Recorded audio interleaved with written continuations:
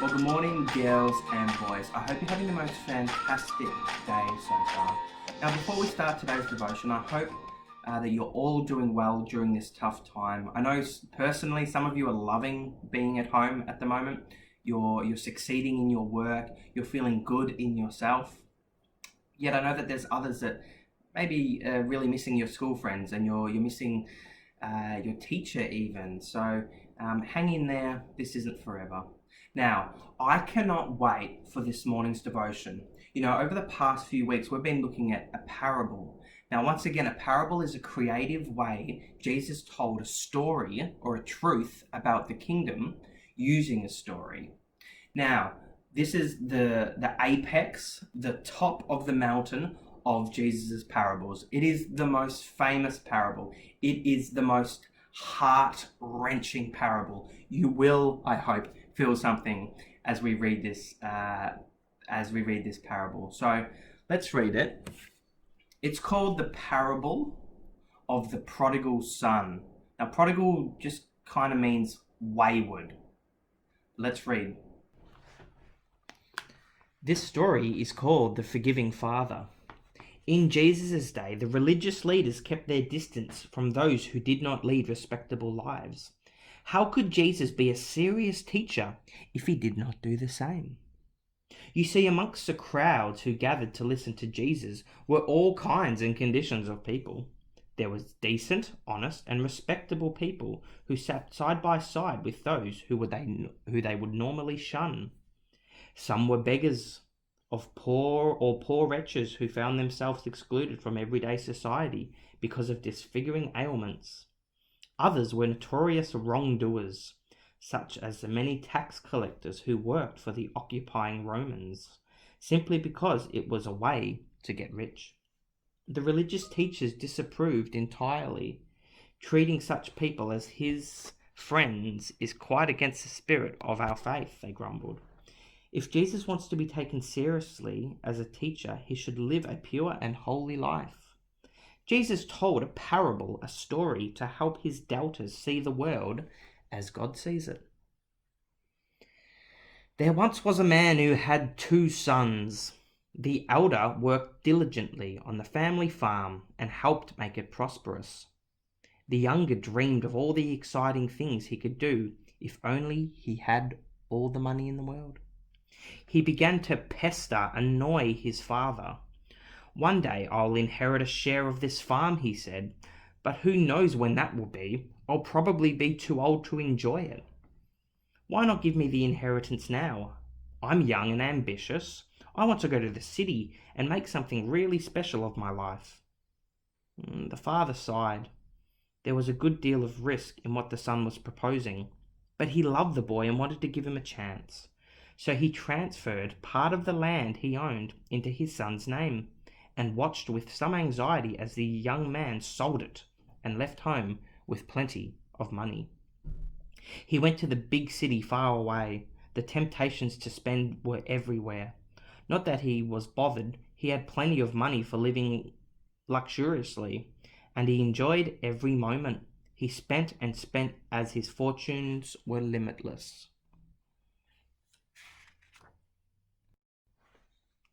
However, city dwellers depend on good harvests as much as the farming people do. When the crops failed, famine struck. The price of everything rose rapidly. The young man found himself out of money, unable to pay for a place to stay, or even for a crust of bread to eat. In desperation, he went looking for work. The only experience he had was on the farm, and a local landowner agreed to hire him to look after a herd of pigs. It was soul-destroying work. The animals grunted contentedly among themselves as they rolled in the dust, only to come squealing impatiently when the young man brought the buckets of food. He scattered the bean pods to stop them knocking him over in their impatience and watched jealously as they scoffed and snuffed the food down. I could eat that stuff myself. I am so hungry, he grumbled aloud. I was expecting to have at least one meal a day provided. Although he was desperate for food, the pods proved tough and bitter. He spat out the chewed fibers and wept with misery. My father gives his servants more than they can eat, and here I am about to starve. As he railed against his misfortunes, an idea came to him. I shall give up this wretched job and go back home. I'll say to my father, I've done the wrong thing, wrong by your standards and wrong by God's standards. I don't deserve to be called your son, but I would be grateful to be taken on as a servant or a slave. With that, he started out, trudging the long miles in worn-out sandals. He barely looked up when he crested the hill from which he could first make out the cluster of buildings that he had once called his home. But there, on a flat roof, his father was sitting in the shade of a fig tree, watching the road and remembering the day he had watched his son walk out on his life. Then he saw the lonely figure coming nearer and nearer and nearer, and he recognized him. He almost tumbled down in his haste and ran along the road to greet his son's arms wide open.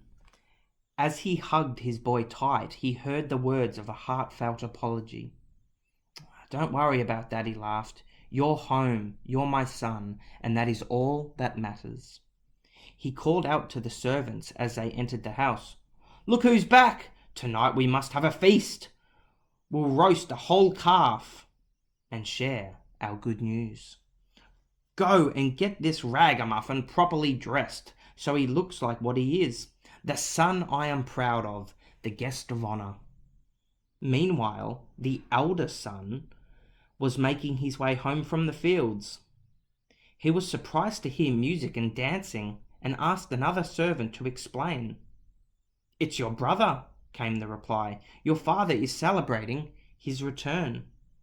At that, the elder brother flew into a rage. He was so angry that he would not even go into the house. But his father came out and begged him to join the party. Why should I? His son shouted. I've been loyal to you all these years, and you never even let me have my friends around for a decent meal. My younger brother squanders and wastes a fortune, and you treat him like this? My son, said the father, everything I have is yours, but we had to celebrate your brother's return. It is as if he were back from the dead. Girls and boys, we're going to take some time now and we're going to watch a short video depiction of this parable. Jesus also told them another story. Once a man had 2 sons. The younger son said to his father, Give me my share of the property. So the father divided the property between his 2 sons. Not long after that, the younger son packed up everything he owned and left for a foreign country, where he wasted all his money in wild living. He had spent everything when a bad famine spread through that whole land. Soon, he had nothing to eat. He went to work for a man in that country, and the man sent him out to take care of his pigs. He would have been glad to eat what the pigs were eating, but no one gave him a thing. Finally, he came to his senses and said, My father's workers had plenty to eat, and here I am starving to death. The younger son got up and started back to his father. But when he was still a long way off, his father saw him and felt sorry for him. He ran to his son and hugged and kissed him.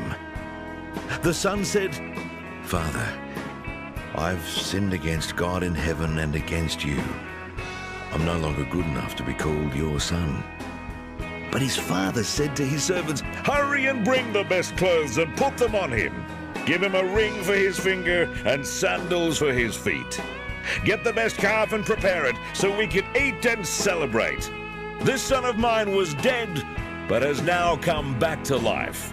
He was lost and has now been found. And they began to celebrate. Wow, thank you so much for watching that video with me, boys and girls. You know, the last few weeks we've been learning about a parable. Now, once again, a parable was a creative way Jesus told a truth about the kingdom of God, that is where he's from, by using a simple story which everyone could understand and everyone would feel in their heart. So, you know, we can learn 2 things from today's devotion. Number one, that in the parable, which is, I guess, what's called an allegory, Jesus is saying something, but he's meaning something else. In the parable or the allegory, the Father is God, and the Son could be me, could be you, could be one of your friends. It's basically any human, and that sometimes we actually kind of want to run away from God and do our own thing rather than living with and being with God. But the good news is that leads us to number two, and that is no matter how far we ever run away from God, we can always return to him in faith and in belief and in love and obedience. You know, I fully understand that for some of you, you probably haven't grown up in a family where Jesus and God is talked about. Maybe it's never been talked about. Maybe you didn't hear about Jesus or God until you came to Heathdale. I understand that for some of you, you might have never stepped in a church building. A church is where people go to worship Jesus. But you know what? That's okay, because it doesn't matter who we are. You know, the second point teaches us that wherever we are in our walk or our belief, we can always run back to God, and he will always accept us with a big old hug. You know, that's what I could learn from today's devotion, and I hope you can learn that too. Anyway, I can't wait to see what we're going to learn from the book of Matthew next week. If you have any questions about today's devotion, you know, maybe you're wanting to run back to God. Maybe you feel like you're in a bit of a distant place, a distant land. You know, if that's something that you've been thinking about, feel free to reach out to your teacher. Maybe ask mum or dad. Or if you're wanting to know, you know, how you can become closer to God, you can even reach out to me on Teams or email me. Anyway, I hope you're all doing well, and I can't wait to see once again what we're going to learn from the book of Matthew next week. Bye for now.